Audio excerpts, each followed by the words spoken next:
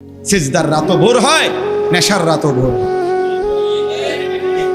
হ্যাঁ, আজ রাত যে যুবক আল্লাহকে সিজদা দেয় তারও ভোর হয়, যে মদের নেশায় পড়ে থাকে তারও কি হয়ে যায়, ভোর হয়। স্বার্থপর এই দুনিয়া যুবক, নওজওয়ান মনে রাখো, স্বার্থপর এই দুনিয়া কারো কথা মনে রাখে না, কারো জন্য থেমে থাকে না। আমি এই পরশুদিন দেখছি, গতকালকের আগের দিন সকাল 6:30 বাজে আমি আমার বাজারে, ময়নামতি সাবের বাজার, ওইখানে দেখছি একটা হাইয়েস্ট গাড়ি একটা ট্রাকের মুখোমুখি হইয়া, হাইয়েস্ট গাড়িটার ড্রাইভারটা জাগাত তারে বাইরে করছে টাইম না হেসরাইয়া, কিছুক্ষণের মধ্যে লোকটা মারা গেছে।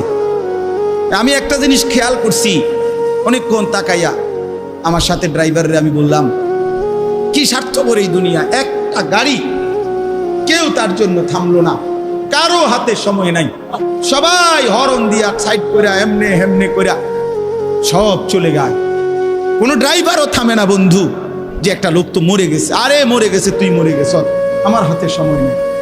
এই জন্য স্বার্থপর এই দুনিয়া, বড় স্বার্থপর, হয় কারো জন্য থামে না, কারো কথা অপেক্ষা করে না। চলতে তোমার কথা কেউ মনে রাখবে না। তুমি যদি নষ্ট হয়ে যাও, তুমি যদি কবরে আযাব হয়, তোমার যদি জাহান্নামের আগুন তোমারে পুড়তে হয়, আল্লাহর কসম বন্ধু, তোমার পতন তুমি করে দিলা, নিজেরে নষ্ট তুমি করে দিলা, শেষ পর্যন্ত দেখবা কেউ তোমার কথা মনে রাখবে না। এই পৃথিবী ধোঁকা, ধোঁকা। চলো এই জন্য আল্লাহর দিকে ফিরে আসি। ইল্লা মান তাবা ওয়া আমানা ওয়া আমিলা সালিহান, আল্লাহ বলে যে গুনাহ ছেড়ে দিয়ে তওবা করলো, আমি আল্লাহকে বিশ্বাস করলো এবং পুনরায় আবার নেক আমল শুরু করে দিল, ফাউলাইকা ইয়াদখুলুনাল জান্নাহ, আমি আল্লাহ ওয়াদা দিলাম, আমি আল্লাহ তাদেরকে জান্নাতেই ঢুকায়া দেব। ওয়ালা ইউজলামুনা শাইআ, কোনো জুলুম করা হবে না এক বিন্দু। অর্থাৎ পেছনের গুনার জন্য আমি লজ্জা দেব না, বরং তওবা করার কারণে, ফিরে আসার কারণে, নতুন করে আবার নামাজ সেজদা বন্দিগি পাক পবিত্র জীবন চলার কারণে এখন থেকে নিয়ে বাকি জিন্দেগির আমলের বরকতে জান্নাত দিয়ে দেব। এই জন্য প্রিয় সন্তান, প্রিয় কিশোর, নওজওয়ান, যুবক, চলো ইনশাআল্লাহ বদলাইবার সিদ্ধান্ত নেই। সবাই এই পরিমাণ শাহওয়াত, এই পরিমাণ অবৈধ কামনা বাসনা, নারী ছবি, অশ্লীলতা, বেহায়াপনাতে মাতাল হয়ে গেছে বন্ধু চারিদিকে, সমাজের চারিদিকে। হজ্জের সফরে ছিলাম, যে কয়দিন যায় খোঁজ খবর নিছি, দেশের খবর একটাই, হত্যা, খুন, ধর্ষণ, নারী নির্যাতন।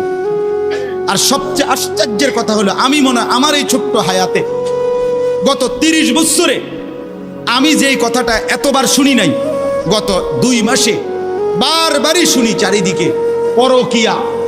এটা এই পরিমাণ সমাজে বেড়ে গেছে, অসভ্যতা, যে স্বামী থাকতো নারী অন্য পুরুষের প্রতি আসক্ত, স্ত্রী থাকতো ওই জানোয়ার অন্য নারীতে আসক্ত, এটা খুব বেশি পরিমাণ বেড়ে যাচ্ছে, যার কারণে আপনজনকে হত্যা করতে পর্যন্ত লজ্জিত হচ্ছে না।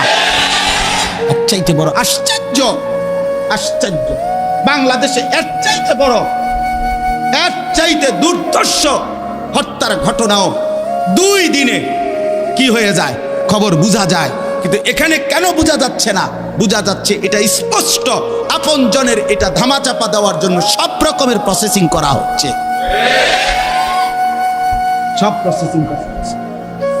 অসহায় ইমাম মুয়াজ্জিনকে বেইজ্জতি কেউ করতে পারে নাই, কোন আলেমে দ্বীন ইনশাআল্লাহ বেইজ্জতি হবেও না ইনশাআল্লাহ। মনে রেখে, মনে রেখে, গতকালকে রাত্রেও আমাদের কুমিল্লায় গত 3 মাস আগে একজন আলেমে দ্বীনকে একজন প্রিন্সিপাল বেইজ্জতি করছিল, অপমান করে সামান্য অজুহাতে মসজিদ থেকে বিদায় করে দিছিল। ওই কলেজের ছেলেরা গতকালকে রাত্রে ওই মসজিদের ভিতরে ঢুকাইয়া 9 ঘন্টা আটকাইয়া তারে, তার হাতে ছাত্রদের উপস্থিতিতে তারে পদত্যাগ পত্র দিয়া ঘাট ধরে কলেজ থেকে বের করে দিছে। আল্লাহ তাআলা বেইজ্জতি করে দেখায় দিছে। ছাত্ররা বলছে, স্যার সই দেন, আপনারে 50 টাকা দিব। মানে 50 টাকা, 100 টাকার লোভ সামলাইতে পারেন নাই, নেন। পদত্যাগপত্র সই দেন। এই জন্য দোস্ত, নারীর আসক্তি, জিনা, বেবিচার, পরকীয়া, অসভ্যতা, যুবক ভাই তোমরা বাঁচতে হবে। নওজোয়ান, আল্লাহ যদি হায়াত দেয় তোমরে, আগামী সময়টা তোমরা তো পৃথিবীতে থাকতে হবে। এই সমাজ, এই দেশ তো আলাদা করতে পারতা না, তুমি তো এই জমিন ছেড়ে দিতে পারতা না বন্ধু। সম্পদ যদি হয়, তোমরা সব ছেলে তো একসাথে চাঁদের দেশে যাইতে পারতা না, আরেকখানে যাইতে পারতা না। এই সমাজ নিয়ে বাঁচতে হবে, এই দেশ, এই মাটি, এই এলাকা নিয়ে তো তোমাদেরকে বাঁচতে হবে ভাইয়া। তাহলে এই সমাজ যদি তোমরা এভাবে নষ্ট করে দাও, তোমরা যদি সবাই বেনামাজি হয়ে যাও, নারী, ছবি, মোবাইলের অস্থির দৃশ্য ছাড়া যদি তোমাদের রাত না কাটে, দিন না কাটে, আগামী 20 বছর তোমরা সমাজ, তোমার অঞ্চল, তোমার ঘর পরিবার নিরাপদ থাকবে কেমনে? বাঁচবা কেমনে? চলবা কেমনে? চলবা কেমনে বলো ভাইয়া? 9 বছরের বাচ্চা মেয়ে যদি নিরাপত্তা না পায়, আমার সমাজ কি পরিমাণ অশান্ত হয়ে গেছে। হ্যাঁ, কেমনে বাঁচবা ভাই? তোমারও তো বোন আছে, তোমারও তো ছোট্ট বোন আছে, তোমারও তো ছোট বোন আছে, তোমার বোনেরও তো নিরাপত্তা দরকার। তুমি তো এই সমাজ থেকেই, এই পৃথিবী থেকেই কোনো না কোনো নারীকে বিয়ে করবা, তারও তো চরিত্রের পবিত্রতা দরকার, দরকার না? তো কেমনে মিলবে ভাইয়া? কেমনে মিলবে? সবাই যদি এমন চরিত্রহীন হয়ে যাও, নারী ছাড়া, ছবি ছাড়া, মোবাইল ছাড়া, উলঙ্গ দৃশ্য দেখা ছাড়া তোমাদের রাত কাটে না, দিন কাটে না, আমার সন্তানরা কেমনে আগামীর পৃথিবীতে তোমরা বাঁচবা ভাইয়া বলো? তোমাদের অনেক ছেলের চেহারা দেখলেই তো বোঝা যায় কতদিন হয় নামাজ পড়ে, কতদিন হয় মালিকরে একটা সেজদা দেয়। চুল নিয়ে এত ব্যস্ত হয়ে গেলা কেন? চুলের ফ্যাশনের উপরে এত অস্থির হইলা কেন? কে দেখে তোমার চুল? কীর্ত দেখে? কারে দেখাবো এসব চুল? মানুষের আর কাজ নাই, মানুষই বুঝি বইয়া বইয়া তোমার চুল দেখবে। তুমি যে সারাদিন চুল নিয়ে ব্যস্ত, শরীর পূজা, দেহের পূজা এভাবে করছো কেন? সারাক্ষণ বুঝি এই শরীর, এই দেহ, এটা নিয়েই ব্যস্ত হয়ে গেলা। সারাক্ষণ একটা নারী বুঝি, একটা নারী, একটা ছবি, একটা বেডি, একটা উলঙ্গ দৃশ্য, এর জন্যই পৃথিবীতে আসা। এই রাত দিন বুঝি মোবাইলে দেখবা, ছবি দেখবা, নারী দেখবা, সারাদিন বুঝি নারীর জন্যই পৃথিবীতে আসা। তোমার আর কাম নাই, আর কোনো উদ্দেশ্য নাই দোস্ত আমার। ঠিক হলো না, ঠিক করলা না ভাইয়া, ভালো করলাম। অর্থাৎ যারা নামাজ পড়ে না, আল্লাযীনা তারাকুস সালাহ, টোটালি নামাজ যারা ছেড়ে দিছে, তারা প্রজন্মের উত্তম তো না, নিকৃষ্ট না, তারা কোনো জেনারেশনে না, তারা কোনো মানুষে না, তারা কোনো কিচ্ছু না, এর কোনো গণাতে ধরে না। ওই প্রথমেই বাদ গণাত করছে, অরে নিকৃষ্ট হিসেবে বলতে চাইছে আল্লাহ এখানে যারা তাদের নামাজকে নষ্ট করে দেয়। তাফসীরের মধ্যে লিখছে নামাজ নষ্ট করে দেয় মানে কি? 1 নাম্বার, যে ব্যক্তি নামাজকে যথাসময়ে আদায় করে না, ইউআখিরুনাস সালাহ, তাখির করে, নামাজ সবসময় দেরিতে পড়ে। নামাজ সবসময় কখন পড়ে? দেরিতে পড়ে। আল্লাহ তাআলা বলছেন ওরা ওই সমাজের নিকৃষ্ট মানুষ। ফাওয়াইলুল লিল মুসাল্লিন আল্লাযীনা হুম আন সালাতিহিম সাহুন। আল্লাহ তাআলা বলেন ওই নামাজীদের জন্য জাহান্নাম। ওয়াইল, জাহান্নামের একটি গুহা, জাহান্নামের একটা অংশ, জাহান্নামের ভীষণ আযাব। আল্লাহ তাআলা বলছে তারা আল্লাযীনা হুম আন সালাতিহিম সাহুন, যারা তাদের নামাজের মধ্যে সাহুন, অলস, নামাজকে সবসময় দেরি করে, নামাজকে সবসময় দেরি করে।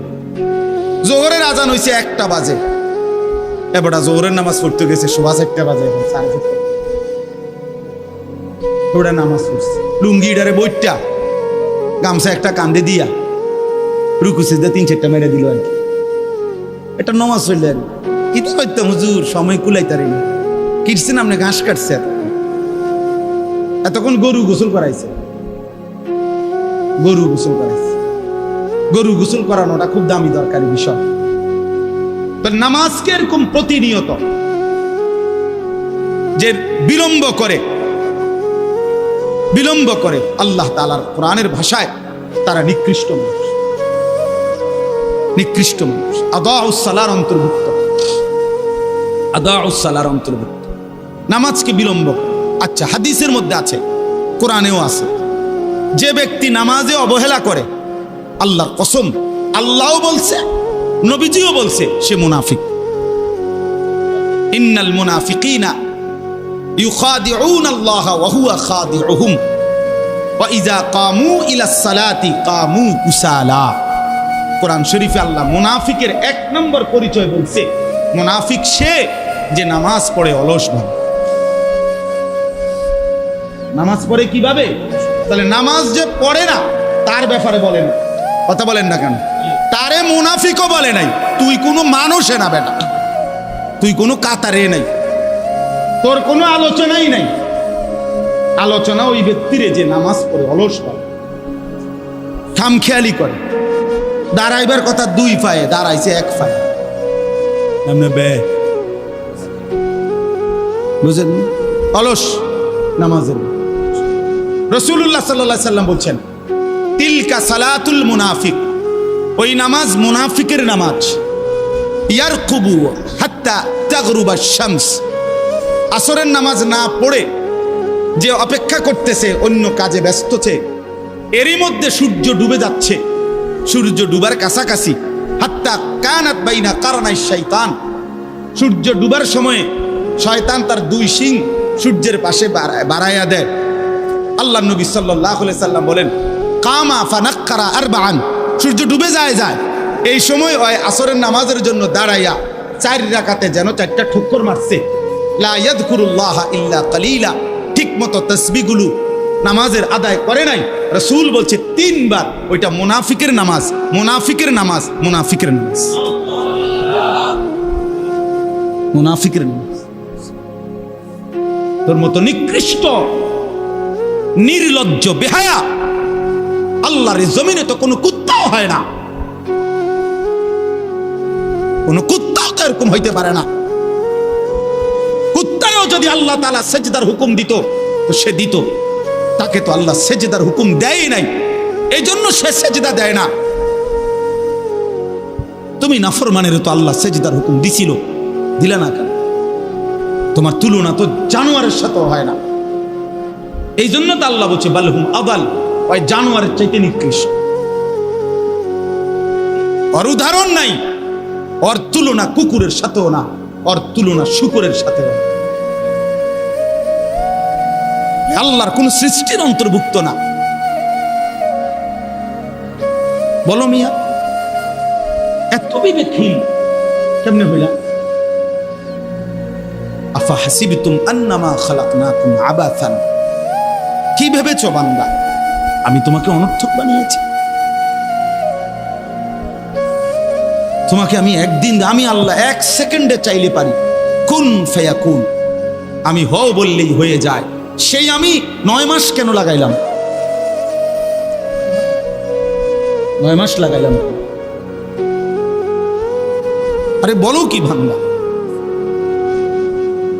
নিজ হাতে খালাকতুহু বিয়াদিয়া, আল্লাহ বলেন আমি আমার নিজ কুদরতি হাতে আমার বান্দাকে আমি বানাইছি, আমি বানাইছি। বড় যত্ন করে 1 ফোঁটা নাপাক পানির মধ্যে এত চমৎকার ডিজাইন পৃথিবীর কেউ কল্পনাও করতে পারে না। ইন্না খালাকনাল ইনসানা মিন নুতফাতিন আমশাজ, বীর্যের 1 ফোঁটা থেকে আমি আল্লাহ তাআলা মানুষকে বানিয়েছি। এত সুন্দর চমৎকার নাক কান ডিজাইন। কোন পানির 1 ফোঁটার উপরে, 1 ফোঁটা পানির মধ্যে কেউ কোনো ডিজাইন করুক, কি দিয়ে করবে? পানির উপরে ডিজাইন করে কেমনে? আবার রব্বুল আলামিন বলে সেই পানির নাপাক ফোঁটা দুর্গন্ধযুক্ত, আমি তার মধ্যে এমন সুন্দর একটা ডিজাইন করেছি।